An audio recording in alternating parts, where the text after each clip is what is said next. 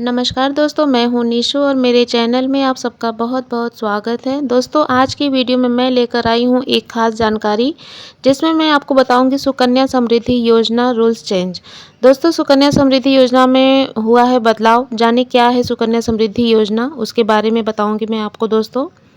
क्या है यह योजना और सुकन्या समृद्धि योजना जिसके नियमों में आज से बड़ा बदलाव हो रहा है और इस खबर में हम आपको बताएंगे कि कैसे आप मतलब इस योजना का लाभ उठा सकते हैं। दोस्तों, सितंबर ख़त्म हो गया है और आज से जैसे 2 अक्टूबर अभी शुरू हो गया है और ये न्यूज़ जो है दोस्तों ये 2 दिन पहले की आई थी और मैं आज आपको अपडेट कर रही हूँ। ऐसे में नए महीने की शुरुआत होते ही सुकन्या समृद्धि योजना जो है वो उसमें बड़ा बदलाव हुआ है। नए नियम के मुताबिक सुकन्या समृद्धि योजना के खातों का संचालन जो है बेटी के कानूनी अभिभावक और उसके माता-पिता ही कर सकते हैं। तो उसी से जुड़ी यह जानकारी है दोस्तों। कब हुई सुकन्या समृद्धि योजना की शुरुआत? आइए पहले इसके बारे में आपको जानकारी देते हैं। बता दें सुकन्या समृद्धि योजना की शुरुआत दोस्तों पीएम मोदी जी ने साल 2015 में की थी। पीएम मोदी ने बेटियों के भविष्य को ध्यान में रखते हुए इस योजना को शुरू करने का निर्णय लिया था ताकि माता-पिता को कम उम्र से ही अपनी बेटी के लिए बचत शुरू करने को प्रोत्साहन किया जा सके। एक बेटी के नाम पर केवल एक ही सुकन्या समृद्धि खाता खोला जा सकता है। इस योजना में महज 250 रुपये से अकाउंट को ओपन कराया जा सकता है। सरकार की ओर से इस योजना में लगभग 8% से अधिक ब्याज मिलता है। इस खाते को बेटी के जन्म के समय या फिर 10 साल की उम्र तक ही खोला जा सकता है दोस्तों। सुकन्या समृद्धि योजना में कैसे करें रजिस्ट्रेशन, इसकी जानकारी आइए देते हैं आपको।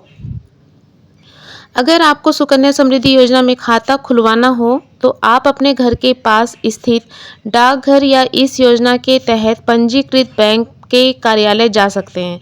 इस खाते में एक वित्तीय वर्ष में न्यूनतम 250 रुपये और अधिकतम 1.5 लाख रुपए तक की राशि जमा की जा सकती है।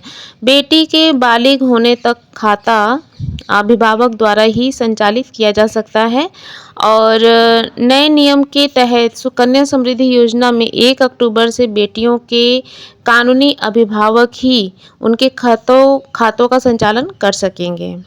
दोस्तों, नए नियम के मुताबिक अगर किसी शख्स द्वारा बेटी का सुकन्या समृद्धि योजना खाता खोला गया है और वह कानूनी तौर पर उसका अभिभावक नहीं है, ऐसे में उन्हें यह अकाउंट बेटी के कानूनी अभिभावक या माता-पिता को ट्रांसफ़र करना होगा और अगर ऐसा नहीं किया गया तो खाता बंद हो सकता है। दोस्तों, सुकन्या समृद्धि योजना के लेटेस्ट गाइडलाइन के अनुसार दादा-दादी जो कानूनी अभिभावक नहीं हैं द्वारा खोले गए सुकन्या समृद्धि खातों के संबंध में डाक विभाग के 21 अगस्त 2024 के सर्कुलर में कहा गया है कि संरक्षकता कानून द्वारा अधिकृत व्यक्ति यानी प्राकृतिक अभिभावक मतलब कि जीवित माता-पिता या कानूनी अभिभावक को ट्रांसफ़र की जाएगी और बंद हो सकते हैं अकाउंट। ऐसे अकाउंट टीओआई की एक रिपोर्ट के अनुसार अगर किसी परिवार ने सुकन्या समृद्धि योजना 2019 के तहत 2 से अधिक सुकन्या समृद्धि खाते खोले हैं तो सर्कुलर में कहा गया है कि योजना के दिशा निर्देशों का उल्लंघन मानते हुए अनियमित खातों को बंद कर दिया जाएगा। सर्कुलर में संबंधित कार्यालय में नियमितीकरण अनुरोध प्रस्तुत करने से पहले सिस्टम में खाता धारकों और अभिभावक दोनों के पैन और आधार डिटेल प्राप्त करने और उन्हें अपडेट करने के महत्व पर भी जोर दिया गया है। दोस्तों, सुकन्या समृद्धि खातों के लिए पैन और आधार डिटेल जरूरी है। नई गाइडलाइन के तहत खाता धारकों और अभिभावकों के पैन और आधार डिटेल्स अगर पहले से उपलब्ध नहीं है तो उन्हें बिना किसी देरी के उपलब्ध कराना होगा।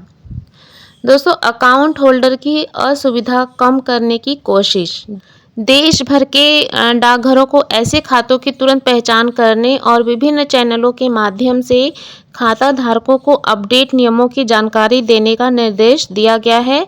सभी सर्किलों, रीजन और डिवीजनों के आग्रह किया गया है कि वे रेगुलराइजेशन की आवश्यकता वाली स्थितियों की सक्रिय रूप से निगरानी करें ताकि small saving schemes account holder के लिए असुविधा को कम किया जा सके।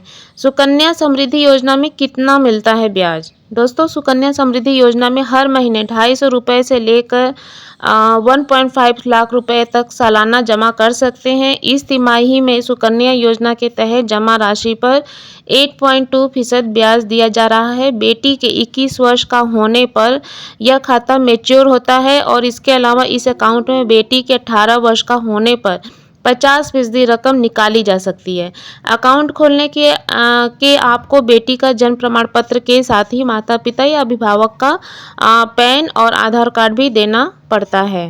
तो दोस्तों देखिए कितनी अच्छी जानकारी मैंने आप लोगों के साथ शेयर की। और अभी सुकन्या समृद्धि योजना में जो भी चेंज हुआ है, अगर आप लोग ने मतलब लिया है ये स्कीम, तो इसकी जानकारी मैंने आप लोग को दे दी है। और आई होप आज की जानकारी आप लोगों को काफ़ी यूज़फुल लगी होगी और पसंद आई होगी।